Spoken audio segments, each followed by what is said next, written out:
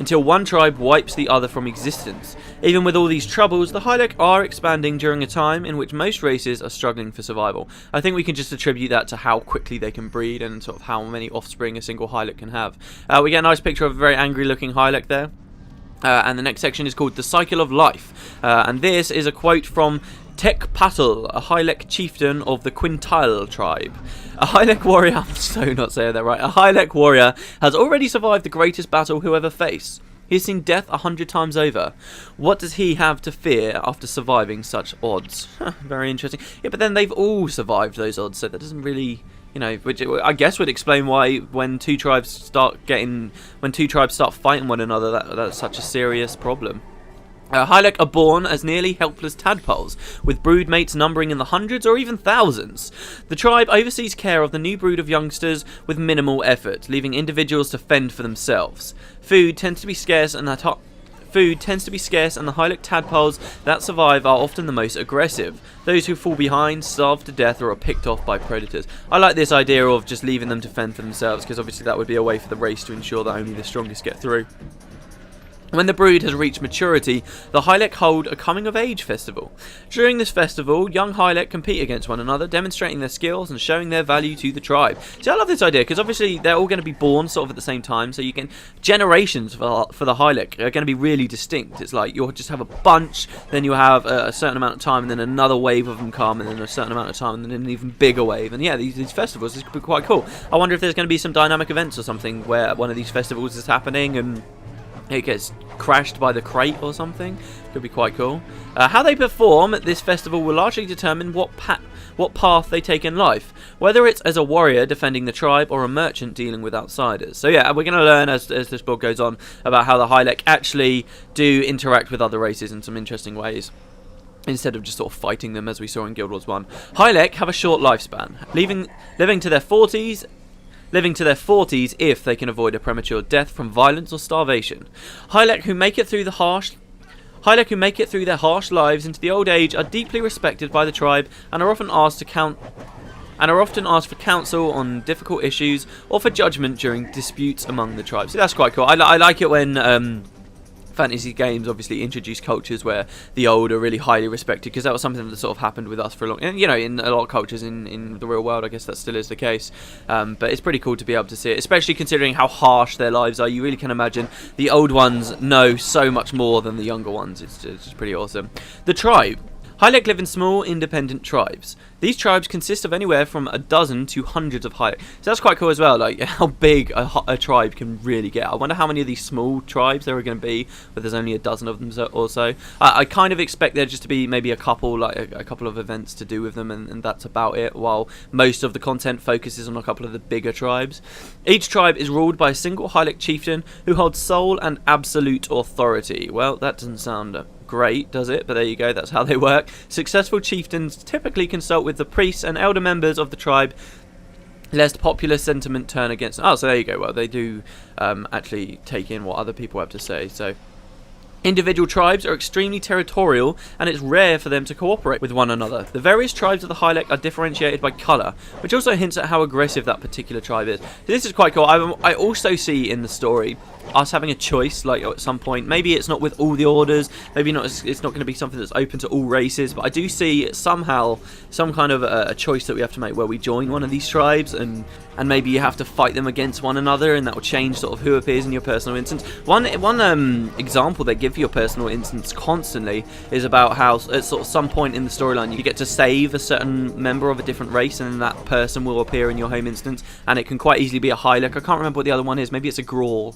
that becomes like eternally grateful. I love that idea. Just having like a Grawl standing outside my house, like thanking me every time I come around. It would be brilliant. And there will be a Grawl blog post as well coming up soon enough. So, in fact, the colour of a Hylek tribe is also a good indication of the strength of the toxins that they generate. Those tribes that produce the deadliest toxins are the most aggressive and dangerous to outsiders. When first making contact with a Hylek tribe, it is wise to approach cautiously until you can determine whether they will treat you as a guest and a trade partner, or as a threat to exterminate. So yeah, they've got culture, they've got identity, they've got their customs, they've got things they do. However, they do still seem quite primitive. They don't like outsiders very much. But I think it will talk about one particular tribe that loves outsiders, as far as I can remember. So this next section is called The Sun, and we've got a quote from Oteka, the Hylic shaman of the Genital. And he says, "Live every moment in the sun well, for a shadow is never far behind you." There you go. Hylic revere the sun as if it were divine. They have no name for this entity, but hold great solstice festivals and tournaments to celebrate the day's waxing and the day's waning. To the Hylic, the sun represents both good and evil. It's the bringer of life-sustaining heat and bounty, as well as the harbinger of drought and famine. Which obviously are factors that really affect the Hylic, I suppose, where they live and how they live. So yeah, it makes sense that they worship the sun so much. Each Hylic tribe has at least one priest, if not several, dedicated to reading the sun and the sky. These priests are experts at predicting weather patterns, knowing when it will rain and how long dry seasons will last. Having a priest who can accurately read the sun can be one of the most important factors for the prosperity of a Hylic tribe. So this is quite interesting as well. So they live in kind of swampy areas, but now it makes it sound like you can have dry seasons where everything just dries up and becomes all craggy and just not very great, and then you've got wet seasons where it's just absolutely tipping it down. In fact, that reminds me, I think it's Final Fantasy 12. If you guys have played that, there's a place sort of to the south of where you start that's essentially exactly like that. It starts out all dry and then it just becomes like this swampy mess. Quite interesting. They've talked about dynamic events. They're basically designed to make the world feel alive, right? And they've talked about how some dynamic events can call in huge weather effects. For instance, there's one in the Norn Starter area that calls in a huge blizzard that a boss summons. I wonder how, and they've never talked about the weather system, so it makes me think that they're not really going to do very much with it. But I wonder how dynamic events could affect this kind of thing. It would be amazing. Like, they want to make the world feel alive. I can't think of a better way for it to feel alive than to have huge dramatic changes in areas like that based on the weather or the time of year that it is interior. But then that adds all kinds of other things, like how long in real time is a season interior and stuff like that, which would be great. I mean, there was one MMO I saw ages ago that I can't remember. I don't even think it came out. It wasn't very good, but it was. I saw a trailer. It was like a Korean MMO, and it did like a time lapse of an area, and it was really good. The world felt so alive because like plants were growing and the weather was changing. It was just all felt very, very cool, and that's such an awesome element. I'd love to see that in Guild Wars 2, but I suppose they have to decide what features they're going to pick, and you can't expect them to have everything. So, but yeah, it could be interesting. I mean, they've mentioned it in lore, so is it going to be something that we'll see in gameplay? I doubt it, but that's that's something that we have to accept constantly. I mean, one thing that I always worry about, or plays on my mind at least, is the fact that we read all this awesome lore stuff, and I wonder how much of it is actually going to be translated into the game, because I don't see too much of it being able to be translated into the game, unless they do a lot with, as I said before, like in-game books. Anyway, the next section is called Alchemy and Trade. It says, all Hylic have a set of poison glands that produce a deadly toxin. Hylic are naturally immune to their own secretions, as well as a wide variety of other natural poisons. Because of this, the Hylic do a great deal of experimentation with poisons, antidotes, and a wide variety of compounds. See, they're talking about all of this stuff. When we were all reading this on the forums, we were all really beginning to be convinced that there was going to be some kind of a class that was an alchemist or something like this. And I guess the engineer does fulfill that role somehow. I don't know. I seriously doubt that the profession that you play will have some kind of an extra effect on how you can interact with the Hylic and allow you to buy new skills. You can't buy skills in Guild Wars 2 anyway, so I doubt there'll be any kind of interaction or link gameplay-wise there. But it does sort of, I suppose, help the engineer be seated more firmly within the lore of the world, because there are races like this that deal with a lot of alchemy. So you could argue, oh, there's skill 5 on an engineer using the elixir gun. This skill came from the Hylic who developed it 20 years ago or something like that, Their knowledge and ability make the Hylic some of the most sought after alchemists in all of Tyria, particularly by groups such as the Order of Whispers. So there's something interesting. Maybe it will affect the order you go to. Maybe as the Order of Whispers, we're going to be interacting with a lot more Hylic than if we joined the Vigil, who might be interacting more with, I don't know, the Grawl or the Crate. Not that we'll ever interact with the Crate on friendly terms, mind you. They are basically the ArenaNet are quite good at making races seem multifaceted in this game, but the Crate, they've basically flat out said, these guys are evil fucks. There is no reasoning with them. They are bastards. They're just a straight up evil race, so yay for that. Hylic merchants from the friendlier tribes often seek to trade their less poisonous concoctions for goods and raw materials, creating an economy with the surrounding races. See, they have economy, like they're not that primitive, I suppose. Hylek require most of their weapons and armors from non-Hylek smiths in exchange for potions that strengthen steel or healing brews to aid when someone is injured at the forge. That's actually something else. I mean, consumables are much bigger in Guild Wars 2. They're much happier to use a lot of consumables, so obviously these potions could be available to all players just to sort of drink and boost you regardless of what race or profession you are. Many alchemists of more civilized races acquire Hylek apprentices so that they can exchange knowledge for knowledge, learning as much as they can. The Hylek appreciate this and turn it to their own use, expanding goods and services available to their tribe.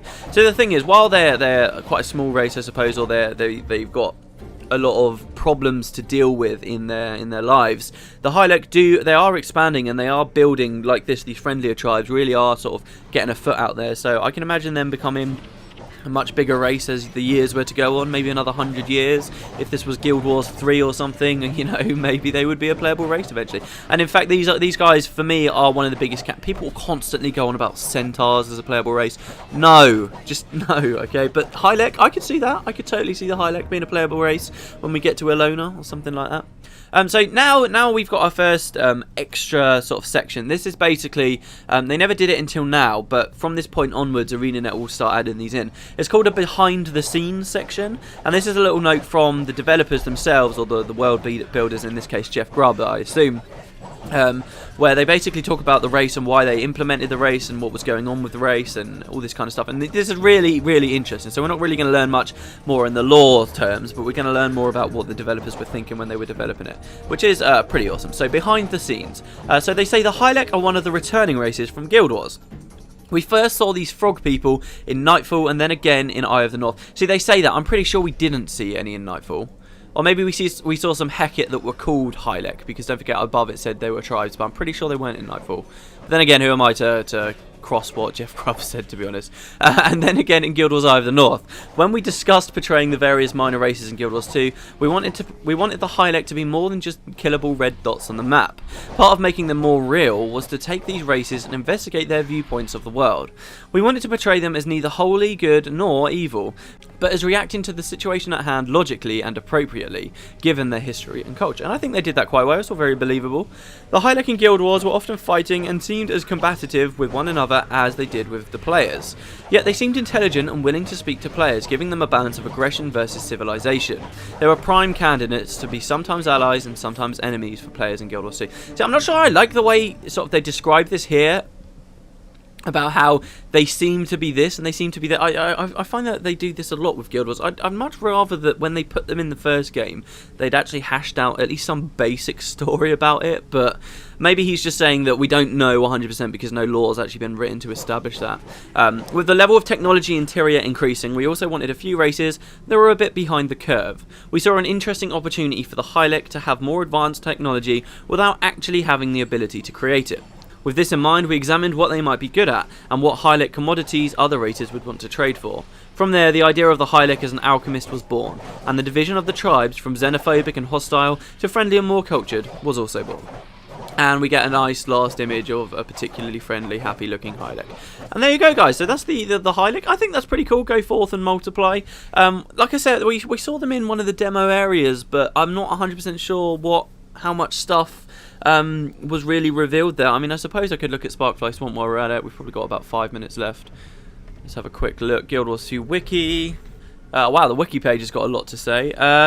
The thing is, it's a big Wiki page, but most of it's just been rewritten from what I literally just told you guys, so there's not that much. There is another screenshot here, actually, though, of... Oh, one with one of their guns, yeah. There's a screenshot of some concept art of one of the Hylek guns, which they use in the event to take out Tequatl the Sunless. Also, I love how Tequatl was called the Sunless, and he's fighting against the Hecate, and they revere the sun. That's pretty cool. But yeah, so there you go. That's that race, guys. I'll hand you back over to myself in the dungeon here, and see exactly how far into the dungeon we are and what we've got going on, and yeah.